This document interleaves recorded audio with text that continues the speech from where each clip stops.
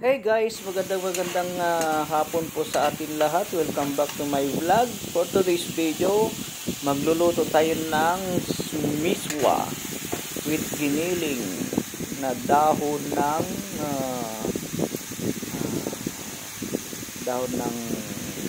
dahon. So ito guys, gigisa tayo ng giniling to. Medyo marami, 1/4 para marami-rami, mas masarap, mas maalinamnam. Ito, medyo nagbabrown na guys. Ayun oh, ang sarap-sarap.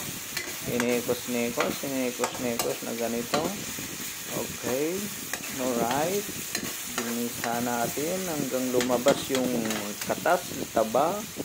Ayan na guys, lagay natin ng patula, igigisa natin para mas masarap. No? Shout out pala sa mga mahilig ng miswa dyan.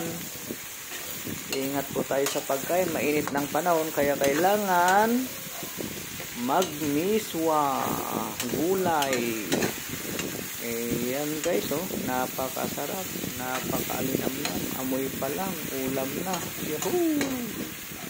Ayan guys, ang sarap-sarap. Lagyan na natin ng mainit na tubig para mas mabilis ang pagkulo. Okay. Shout out kay Digimap. Mabuhay ka. Ayan guys, ito na. So, ang sarap-sarap. Naamoy ko na guys. At nakakagutom. Ayan oh.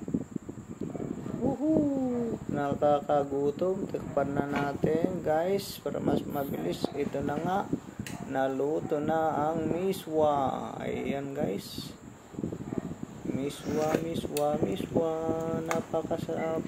So maraming salamat. I love you all. Ingat po tayo.